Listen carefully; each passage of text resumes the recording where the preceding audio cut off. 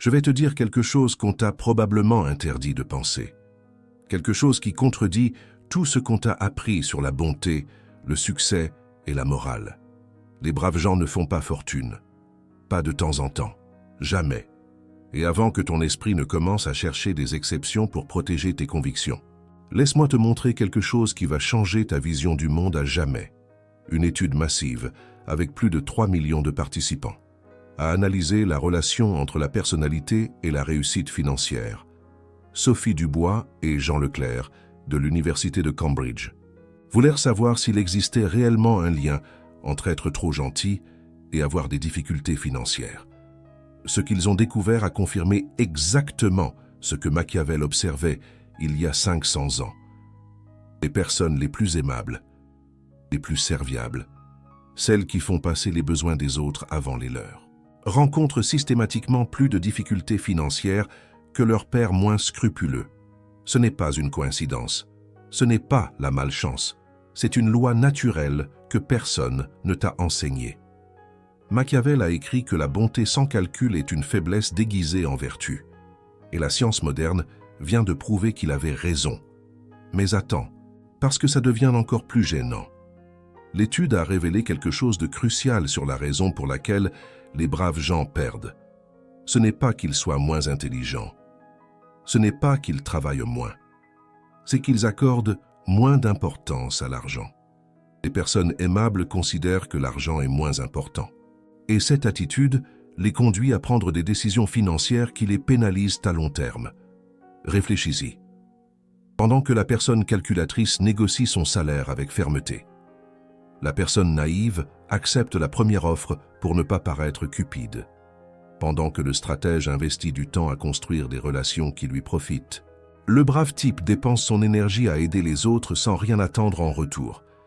Il n'y a rien de mal à être généreux.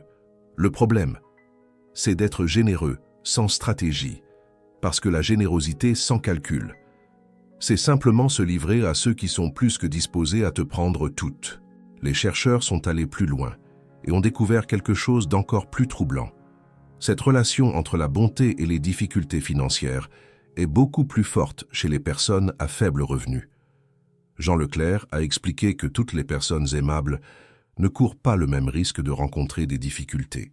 La relation était beaucoup plus forte chez les individus à faible revenu, qui n'ont pas les moyens financiers de compenser l'impact préjudiciable de leur personnalité agréable. En d'autres termes, si tu es pauvre et gentil, tu es doublement condamné.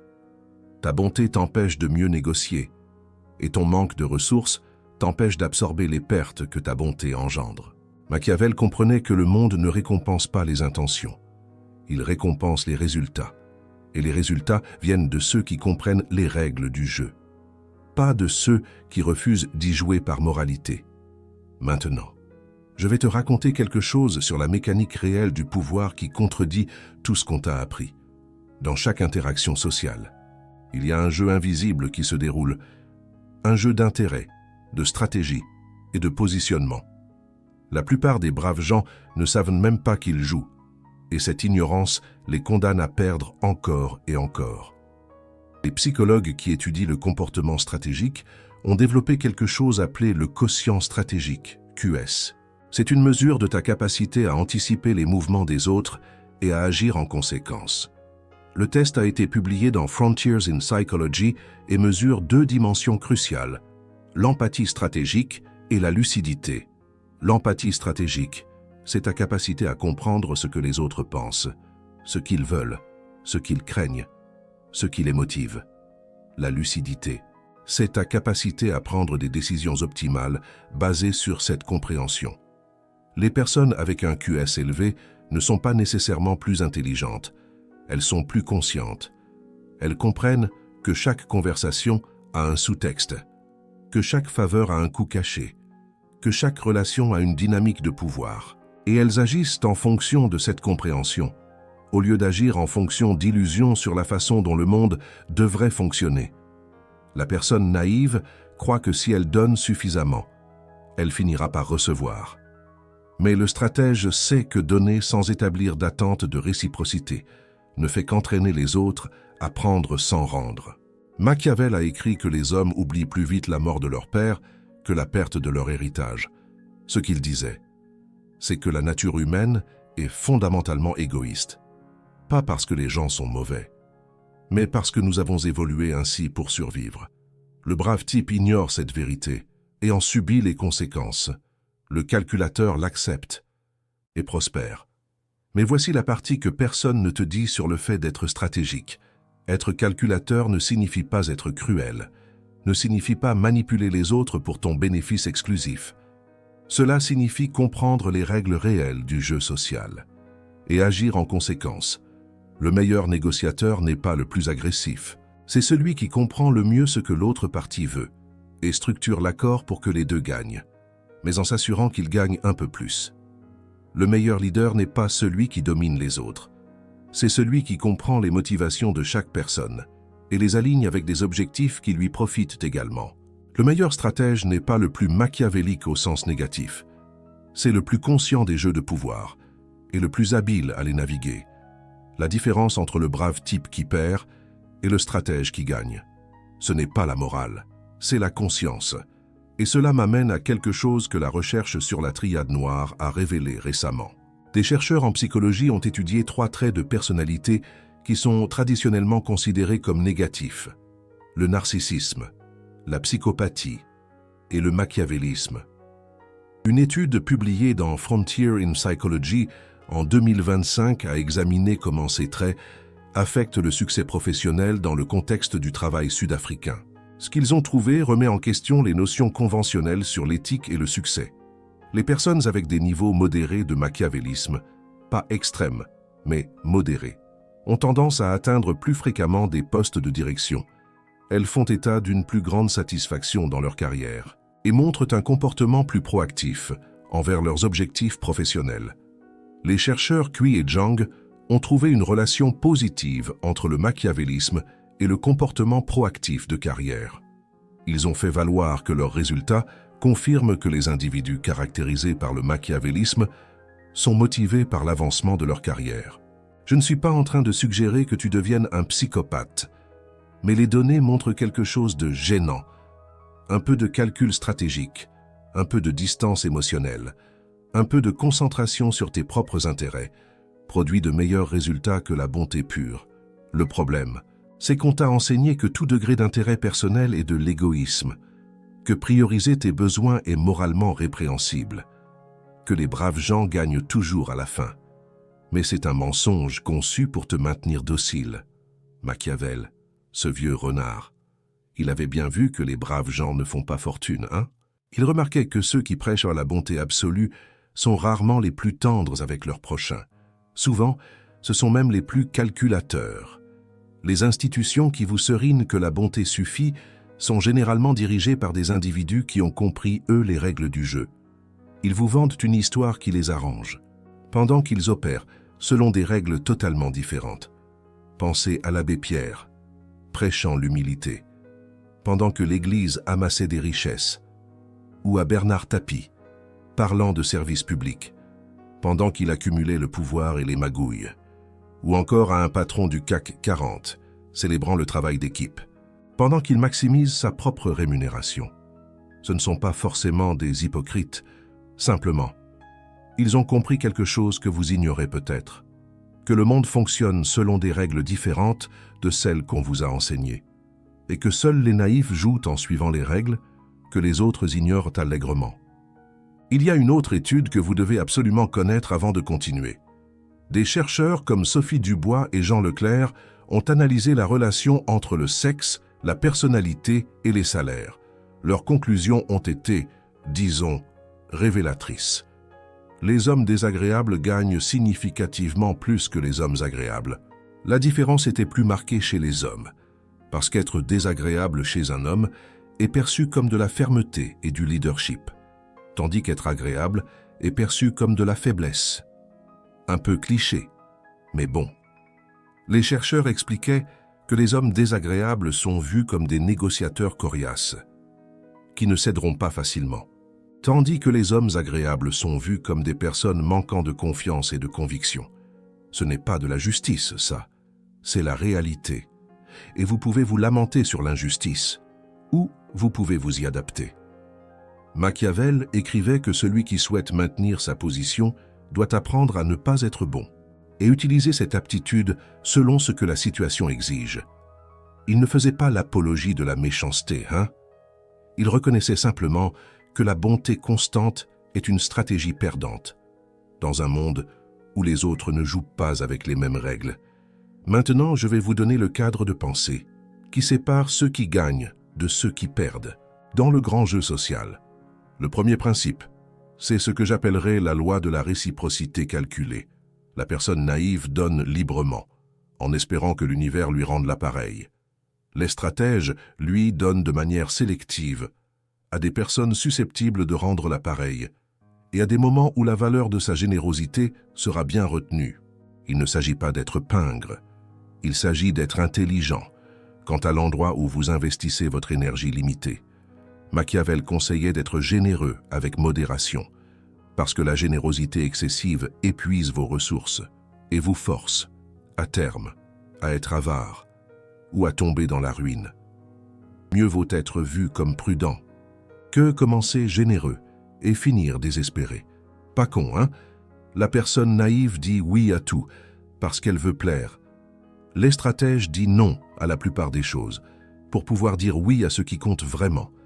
Chaque fois que vous dites oui à quelque chose qui ne vous profite pas, vous dites non à quelque chose qui pourrait le faire. Le brave type ne voit pas cette connexion. Le calculateur la comprend parfaitement. Le deuxième principe, c'est la loi de la fermeté sélective. La personne naïve accepte la première offre pour éviter le conflit. Les stratèges comprennent que le conflit contrôlé est un outil, pas quelque chose à éviter à tout prix. Vous n'êtes pas obligé d'être agressif, mais vous devez être prêt à maintenir votre position quand c'est important. Vous devez pouvoir dire « ce n'est pas acceptable » sans avoir l'impression d'être une mauvaise personne. Machiavel écrivait qu'il est préférable d'être craint qu'aimé, si vous ne pouvez pas être les deux. Ce qu'il disait, ce n'était pas une apologie de la cruauté. C'était la reconnaissance du fait que le respect basé sur la perception de la force dure plus longtemps que la sympathie basée sur la perception de la bonté. La personne naïve veut être aimée. Les stratèges préfèrent être respectés. Et quand vous devez choisir, le respect vous mène plus loin. Les études montrent que les personnes qui sont vues comme fermes obtiennent plus de concessions dans les négociations. Celles qui sont vues comme agréables en obtiennent moins. Non pas parce que les fermes sont de meilleures personnes, mais parce que l'autre partie suppose qu'elles ne céderont pas et ajuste ses attentes en conséquence. Le troisième principe, c'est la loi du positionnement stratégique. La personne naïve se place là où elle peut aider le plus les autres. Les stratèges se placent là où il peut capturer le plus de valeur pour lui-même, tout en aidant les autres. Ce n'est pas de l'égoïsme, c'est reconnaître que vous ne pouvez aider personne si vous n'assurez pas d'abord votre propre position. Machiavel comparait le leader efficace à l'archer, qui vise plus haut que la cible, sachant que la flèche finira par retomber. Vous établissez des attentes plus élevées que ce que vous espérez atteindre, parce qu'il y aura toujours des forces qui vous tireront vers le bas. La personne naïve se contente de ce qu'on lui donne. Les stratèges négocient, depuis une position où il a des alternatives, en négociation. On appelle ça la meilleure solution de repli, votre meilleure alternative. Si vous ne parvenez pas à un accord, le brave type entre dans des négociations sans alternative et accepte n'importe quoi. Le calculateur développe des alternatives avant de négocier et peut se permettre de refuser des offres inadéquates. Le quatrième principe, c'est la loi de la connaissance de la nature humaine. Voici la vérité la plus inconfortable de toutes. La plupart des personnes opèrent principalement par intérêt personnel. Quand elles aident, elles espèrent généralement quelque chose en retour, même inconsciemment. Quand elles sont aimables, c'est fréquemment parce qu'il leur est bénéfique de l'être. Cela ne rend pas les gens mauvais, ça les rend humains. La personne naïve nie cette réalité et est surprise, à répétition, quand les autres agissent dans leur propre intérêt. Les stratèges acceptent cette réalité et l'utilisent pour prédire le comportement et structurer des interactions bénéfiques Machiavel observait que celui qui veut faire profession d'être bon, parmi tant de gens qui ne le sont pas, finira inévitablement par se ruiner. Il ne disait pas que vous devez être mauvais. Il disait que vous devez être réaliste quant à l'environnement dans lequel vous opérez. Ignorer la nature humaine ne vous rend pas vertueux, ça vous rend vulnérable. Le cinquième principe, c'est la loi du silence stratégique. La personne naïve partage tout, ses plans, ses peurs, ses faiblesses. Elle croit que la transparence génère la confiance. Les stratèges partagent de manière sélective. Ils révèlent ce qu'il est bénéfique de révéler et gardent ce qu'il est bénéfique de garder. Machiavel écrivait que tous voient ce que tu sembles être. Peu perçoivent ce que tu es réellement. Il ne faisait pas l'apologie du mensonge. Il reconnaissait que l'information est le pouvoir. Et la partager indistinctement, c'est céder ce pouvoir. Quand vous partagez vos faiblesses avec tout le monde, certains les utiliseront contre vous.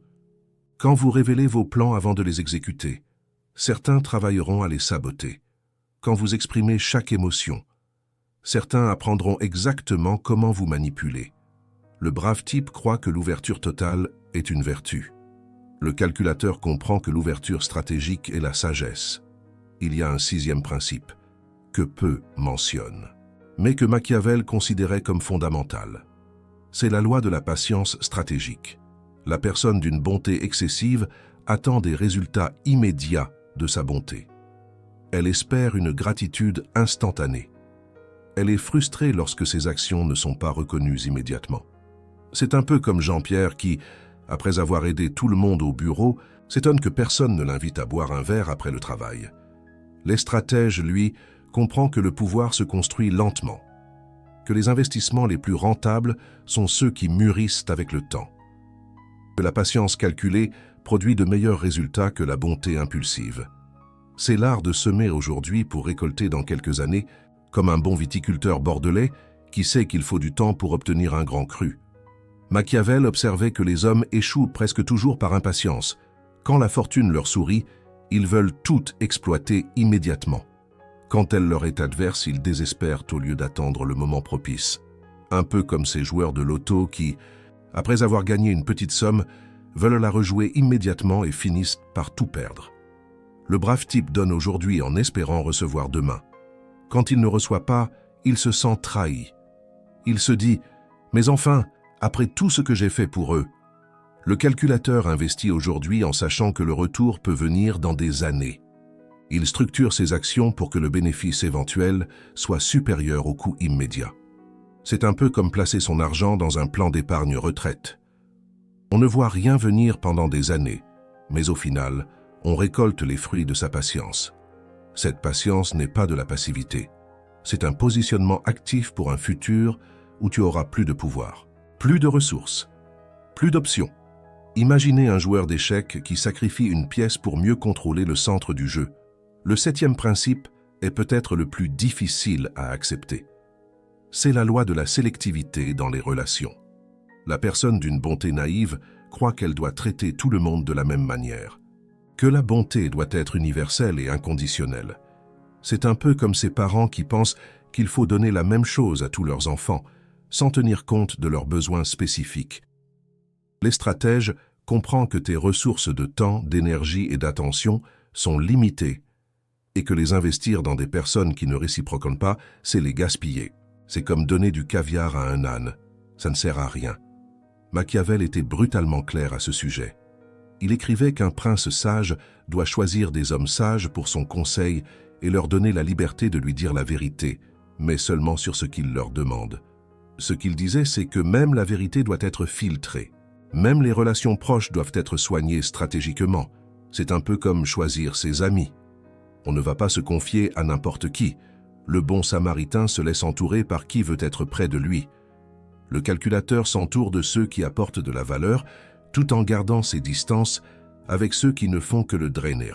C'est comme un jardinier qui arrache les mauvaises herbes pour que les belles fleurs puissent s'épanouir. Ce n'est pas de la cruauté. C'est reconnaître que chaque relation a un coût et que maintenir des relations qui ne font que te soutirer des ressources est une forme d'auto-sabotage. Maintenant, laisse-moi te parler d'un phénomène que les chercheurs appellent l'effet porte tournante. C'est ce qui se passe quand une personne d'une bonté naïve tente finalement d'établir des limites après des années d'exploitation. Quand le brave type qui a toujours dit oui dit soudainement non, les gens autour de lui réagissent avec hostilité. Ils l'accusent d'avoir changé, de s'être rendu égoïste, de ne plus être la même personne. C'est un peu comme Sophie qui, après avoir toujours accepté de faire les heures supplémentaires, se voit reprocher d'être moins disponible quand elle commence à dire non. Et beaucoup de bons, confrontés à cette réaction, reviennent à leurs vieilles habitudes. Ils se sentent coupables de protéger leurs propres intérêts. Ils abandonnent leurs limites nouvellement établies. C'est un piège parfait. La bonté excessive crée des dépendants qui ensuite te puniront quand tu essaieras d'établir des limites saines. C'est comme donner l'habitude à un chien de manger à table. Le jour où tu lui interdis, il va te faire une scène. Le calculateur ne tombe jamais dans ce piège parce qu'il établit des limites dès le départ. Il n'entraîne jamais les autres à s'attendre à une bonté inconditionnelle. Il ne crée jamais l'attente qu'il sera toujours disponible, qu'il cédera toujours, qu'il priorisera toujours les autres. Machiavel comprenait que la constance dans l'établissement de limites est plus importante que la bonté inconsistante. Il écrivait qu'il est plus facile de changer d'avis que de nature. Ce qu'il voulait dire, c'est qu'une fois que les autres te perçoivent comme quelqu'un d'exploitable, changer cette perception est extraordinairement difficile. Le bon samaritain construit une réputation de faiblesse pendant des années, et ensuite s'étonne quand personne ne respecte ses tentatives tardives de force. C'est comme quelqu'un qui a toujours été gentil et serviable, et qui se plaint que personne ne le prend au sérieux. Le calculateur construit une réputation de fermeté dès le début et n'a jamais à lutter pour le respect qu'il possède. Déjà. Tu dois aussi comprendre quelque chose sur la psychologie de l'exploitation. Il y a des études qui montrent que lorsque les gens détectent une bonté excessive, ils ne ressentent pas de gratitude. Ils ressentent une opportunité. C'est contre-intuitif, mais réel. Le cerveau humain est programmé pour détecter les vulnérabilités et les exploiter. Pas par méchanceté consciente, mais par simple optimisation des ressources. Quand tu es trop bon, tu n'inspires pas la loyauté. Tu inspires l'opportunisme. Machiavel l'exprimait sans détour. Les amitiés qui s'acquièrent avec un prix et non avec grandeur d'âme sont achetées, mais non possédées. Ce qu'il disait, c'est que quand tu achètes l'affection avec une bonté excessive, cette affection disparaît au moment où tu arrêtes de payer. C'est comme les faux amis qui te lâchent dès que tu as des problèmes. Les personnes qui t'entourent pour ta bonté t'abandonneront quand cette bonté s'épuisera. Celles qui t'entourent par respect mutuel resteront même dans les temps difficiles. Le brave type achète une loyauté temporaire avec une bonté non durable. Le calculateur construit un respect durable avec une fermeté constante. Maintenant, je vais te dire pourquoi ça importe pour ta vie spécifiquement. Tu as probablement vécu des situations où ta bonté a été exploitée, où tu as donné plus que tu n'as reçu, où les autres ont avancé pendant que toi tu restais en arrière malgré tes bonnes intentions. C'est l'histoire de Jean qui, après avoir toujours été là pour ses amis, se retrouve seul quand il a besoin d'aide. Et tu t'es probablement dit qu'éventuellement les choses changeraient, que le karma te récompenserait, qu'être bon est sa propre récompense. Mais au fond, tu sais que quelque chose ne fonctionne pas, qu'il y a des personnes moins bonnes que toi qui obtiennent de meilleurs résultats, que les règles qu'on t'a enseignées ne semblent pas s'appliquer à ceux qui réussissent vraiment. La vérité, c'est qu'il n'y a pas de contradiction. Les personnes qui réussissent ne trichent pas. Elles jouent simplement à un jeu différent de celui qu'on t'a enseigné à jouer. Et tu as deux options. Tu peux continuer à être bon selon les règles qu'on t'a données et accepter que les résultats que tu obtiens sont les résultats que tu mérites pour avoir suivi ces règles. Ou tu peux prendre conscience du fait que les règles ont été conçues pour bénéficier à d'autres, pas à toi. Et commencer à jouer avec les règles réelles du jeu. Tu n'as pas besoin de devenir une mauvaise personne. Tu n'as pas besoin de manipuler ou de tromper. Tu as juste besoin d'être plus conscient, plus stratégique, plus disposé à prioriser tes intérêts quand la situation le requiert. Machiavel n'était pas un vilain. C'était un observateur honnête de la façon dont fonctionne réellement le pouvoir humain. Et son message central était simple. Arrête de croire aux fantasmes et commence à opérer dans la réalité. Les braves gens ne font pas fortune parce qu'ils sont bons. Ils finissent derniers parce qu'ils confondent bonté avec manque de stratégie, parce qu'ils pensent que les bonnes intentions sont suffisantes, parce qu'ils refusent de voir le monde tel qu'il est au lieu de tel qu'ils souhaitent qu'il soit. Et tu peux être bon, stratégique en même temps. Tu peux prendre soin des autres, prendre soin de toi. Tu peux être généreux quand cela a du sens et ferme quand c'est nécessaire. Mais d'abord, tu dois abandonner l'illusion que la bonté pure est suffisante.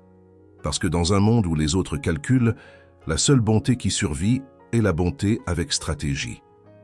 Il y a une histoire qui illustre parfaitement cette tension. Un commerçant connu pour son honnêteté est venu voir Machiavel. Il lui a raconté comment il avait toujours traité ses clients avec justice, comment il n'avait jamais trompé personne, comment sa réputation était impeccable. Et pourtant, il était au bord de la ruine, alors que des concurrents, disons, moins scrupuleux, prospéraient. Machiavel lui demanda « Vos concurrents, quand ils négocient avec vous, partent du principe que vous serez aussi juste avec eux que vous l'êtes avec vos clients, n'est-ce pas ?» Là, le commerçant acquiesça, fier. Machiavel continua « Alors, ils vous demandent des conditions qu'ils ne demanderaient jamais à d'autres, et vous, pour maintenir votre réputation d'homme honnête, vous les acceptez. » Le commerçant admit que c'était vrai. Machiavel conclut « Votre vertu est devenue votre faiblesse, parce que tout le monde sait qu'ils peuvent l'exploiter. Un homme peut être juste dans ses actions et pourtant être ferme dans ses négociations.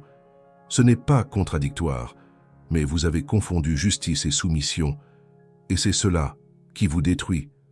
La leçon était claire. La bonté sans limite n'est pas de la bonté. C'est une faiblesse que les autres exploiteront, jusqu'à ce qu'il ne reste plus rien. Machiavel est mort il y a presque 500 ans. Mais ces observations sur la nature humaine restent brutalement précises. La science moderne ne l'a pas réfutée. Elle l'a confirmée, avec des données portant sur des millions de personnes. La question n'est pas de savoir si c'est vrai. La question est de savoir ce que vous allez faire à ce sujet. Vous pouvez continuer à croire que les braves gens ne font pas fortune. Vous pouvez continuer à espérer que l'univers vous récompensera pour vos bonnes intentions. Vous pouvez continuer à vous faire exploiter par ceux qui comprennent les jeux de pouvoir, pendant que vous les niez. Ou vous pouvez vous réveiller. Aujourd'hui, vous pouvez commencer à voir le jeu qui a toujours été là. Vous pouvez commencer à jouer pour gagner, au lieu de jouer pour être aimé. Le choix vous appartient. Mais, souvenez-vous, ne pas choisir est aussi un choix. Et cela a des conséquences. Si cette vidéo vous a montré des vérités que vous préféreriez ne pas voir, le bouton « Merci » est juste là. Ce n'est pas seulement un soutien financier, c'est votre déclaration que vous voulez plus de vérité brutale sur la façon dont le pouvoir fonctionne réellement. C'est dire que vous préférez la réalité inconfortable à la fantaisie réconfortante. Quand vous cliquez sur ce cœur doré, vous financez du contenu qui détruit les illusions. Au lieu de les alimenter, c'est votre façon de voter pour plus de clarté et moins de romantisme sur le pouvoir. La décision vous appartient. Maintenant, je veux que vous commentiez. Ne me dites pas que vous avez aimé la vidéo. Ça ne signifie rien. Je veux savoir dans quel domaine de votre vie vous avez été trop bon et cela vous a coûté, ou avez-vous privilégié les autres par rapport à vous-même? Et avez-vous fini par perdre? Écrivez-le. Parce que, quand vous le voyez écrit, quand les autres le voient, vous commencez à comprendre les schémas qui vous maintiennent coincés. La plupart des gens liront ceci et ne commenteront pas. Ils trouveront une excuse, ils diront que c'est trop personnel, qu'ils le feront plus tard, qu'ils n'ont pas le temps. 5% écriront leur expérience et commenceront à changer. Aujourd'hui, lequel allez-vous être ?